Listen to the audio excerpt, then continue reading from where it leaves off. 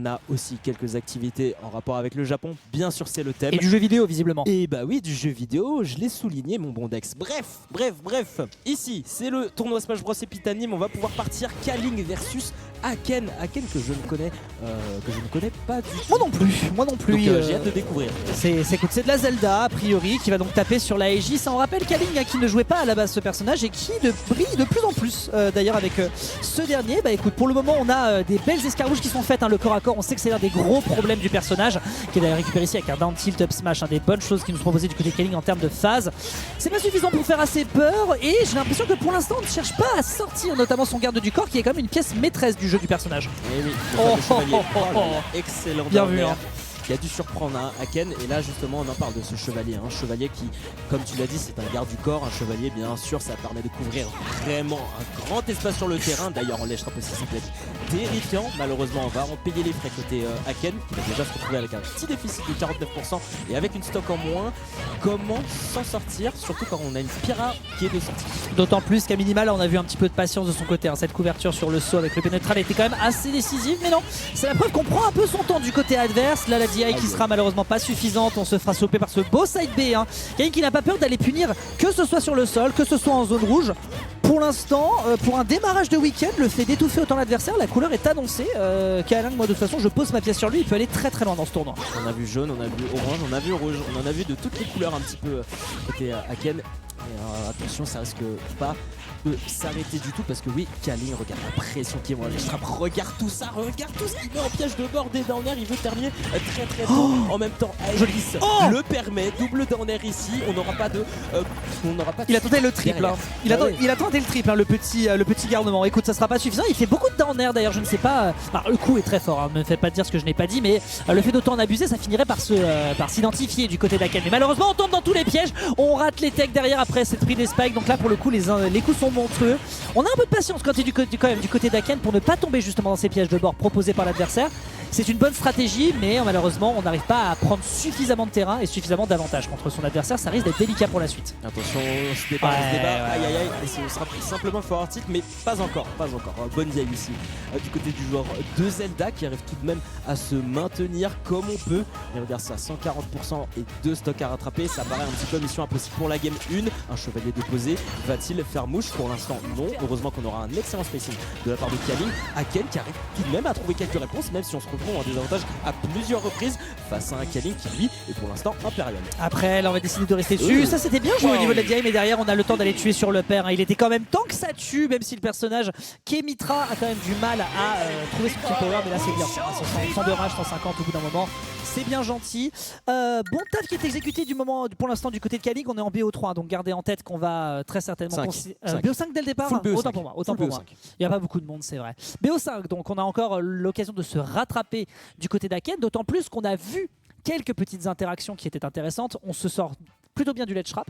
Sur le terrain, on a beaucoup plus de mal. Et ça, c'est normal, c'est le personnage qui veut ça. Il faudra certainement réussir à bien mieux se positionner, bien mieux camper. Mais le stage ne l'aide pas beaucoup. On était sur SBF qui était un terrain assez resserré.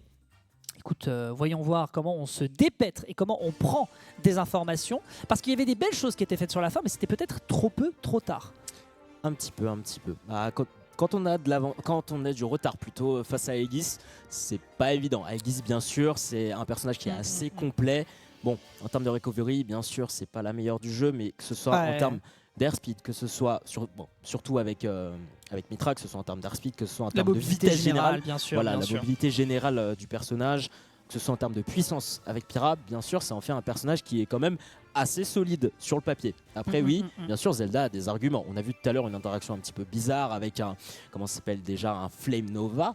Et un down B qui a été très utilitaire. Oui, c'est vrai, ça l'a servi, oui. Et ça, il ne faut pas oublier que c'est l'un des outils par excellence d'ailleurs de Zelda pour dire à l'adversaire dégage. Parce que comme on est un campeur, comme tu viens de le dire, un campeur en retard, c'est un campeur qui va payer le supplément quand il va devoir lâcher son slot, quoi. Donc forcément c'est difficile, il va falloir faire mieux que ça. On a eu un démarrage de quelque chose de potentiellement intéressant pour la suite. S'il arrive à le contenir et à proposer ça pour la suite et surtout dès le départ, eh bien je pense que ça fera la différence. Allons-y, on part sur cette game numéro 2 mesdames et messieurs, c'est le choix qui est fait cette fois-ci du côté d'Aken et on part, aussi surprenant que ça puisse paraître, sur encore une fois une map resserrée. C'est parti pour du Smashville. Smashville alors, Smashville qu'est-ce que c'est? Smashville, bien, vous l'avez vu, ça vient de Animal Crossing et c'est un terrain assez resserré, un terrain bien sûr qui va laisser un petit peu les interactions au corps à corps, voilà. Et le corps à corps, on va bien en profiter du côté de Kali. Par contre il est là, tombé. attention un petit peu au dérapage parce que oui, là par contre ça va être Aken qui aura l'avantage et l'avantage il va falloir bien la maintenir. C'est ce qu'il faut faire du côté Aken, mais on se retrouve encore une fois de... Voilà, j'en parle. Ouais, excellente interaction qui est rementionnée cette fois-ci du côté d'Aken. Donc ça a priori ça fonctionne. Enfin, on n'oublie pas que c'est assez laggy Pyra par rapport à Mitra, donc vous avez l'occasion justement de rentrer dans les gencives sur quelques approximations, notamment ici sur cette tentative d'edgeguard qui sera sanctionnée par un retour sur le terrain, mais on a quand même encore l'avantage avec un peu de juggle sur cette paire ici. Le pénétral cette fois-ci par contre, il est des temps que ça touche. Après 6 ou 7 tentatives, il fallait bien que le hameçon finisse par être mordu. Aken qui donc se retrouve à l'égalisation, il n'a pas eu l'occasion de beaucoup gratter, ça pourrait lui desservir. C'est dommage, c'est dommage. En vrai on aurait pu gratter un peu plus, mettre un petit peu plus de pression, ça n'a pas été le cas. Par contre ici, la pression sera du côté Kaling plutôt parce que oui, on utilise bien le Flame Nova, heureusement que le petit coup de tata interviendra de justesse parce que sinon ça aurait pu être le drame avec le Flame Nova qui serait intervenu. 83% contre 58, déjà des pourcentages dangereux quand on est avec Pyra surtout. Très bel air dodge pour esquiver ce pair. Un Kaling qui essaie de placer quelques touches, mais un Aken je trouve qu'il est pas si dupe qu'à la première game. Ouais, je trouve qu'on a observé déjà pas mal de choses, on est un peu moins en retard. 113% pour 58, bon c'est pas monstrueux, d'autant plus que là on a décidé de rester sur Pyra bien sûr parce qu'on sait qu'on peut choper le kill, mais il a pas le temps de par le terrain de charger son fantôme. Tu l'as vu vraiment, le fantôme il est apparu, il a mis une petite patoune dans la tête de cette Pyra qui ensuite débarque et forcément prend le kill, donc c'est malheureusement pas encore assez convaincant en matière de kill power et pourtant Zelda n'est pas la dernière en la matière. Aken va devoir revoir sa copie certainement pour la suite, sinon Kaling partira sur un 2-0.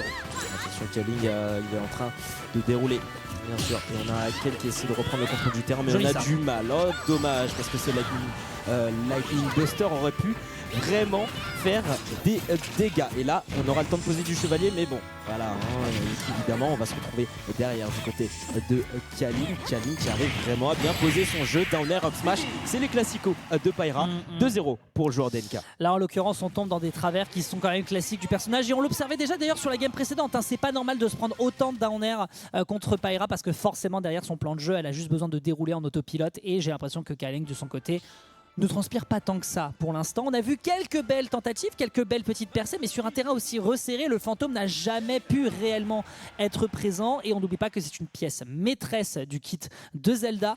Aken donc qui va devoir faire encore mieux s'il veut réussir, ne serait-ce qu'à faire transpirer son adversaire. Et Kaling qui ne bronche pas et on repart sur Smashville, un terrain resserré. On n'a pas pu exploiter au maximum son chevalier. Donc à voir s'il a une stratégie, à voir s'il va essayer d'y aller un petit peu plus de corps à corps. En tout cas, ça semble être payant sur les premières interactions du côté de Aken.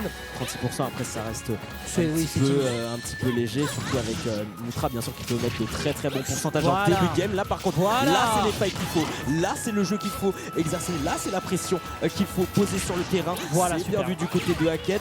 Là attention, on démarre un petit peu mal ici du côté de NK. Et j'allais justement illustrer ce pourquoi on a quand même décidé de rester sur Smashville. Excellent catch qui avait été fait précédemment avec Love mais qui n'avait pas réussi à toucher l'adversaire. Oui, je voulais le mentionner parce qu'on est un peu en mode oui bon il n'arrive pas à chercher le fantôme, malheureusement la map est petite, d'accord, mais c'est une map resserrée et une map resserrée ça veut dire beaucoup plus de ledge trap et beaucoup plus d'edge guarder. En l'occurrence vous l'avez vu ici, Aken vient de se solder d'une avance parce qu'il a enfin pu installer efficacement son game plan. Maintenant faut dérouler, on a de l'avance, l'adversaire est à 40%, ça se joue et c'est dans ses mains. Ouais.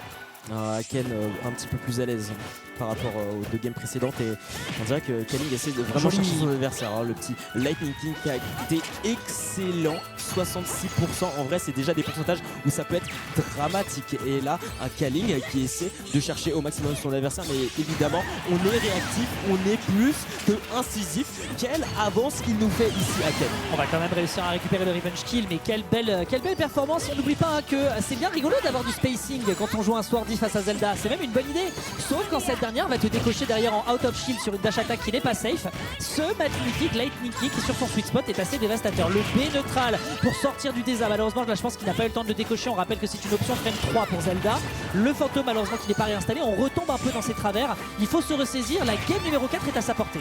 Il est pas loin, il est vraiment pas très loin, Aken. Vraiment, il se sert vraiment de son avance. On sera pas du tout sur ce Flame Nova. Oh là là, dommage parce que là, vraiment, Shield et un Flame Nova, franchement.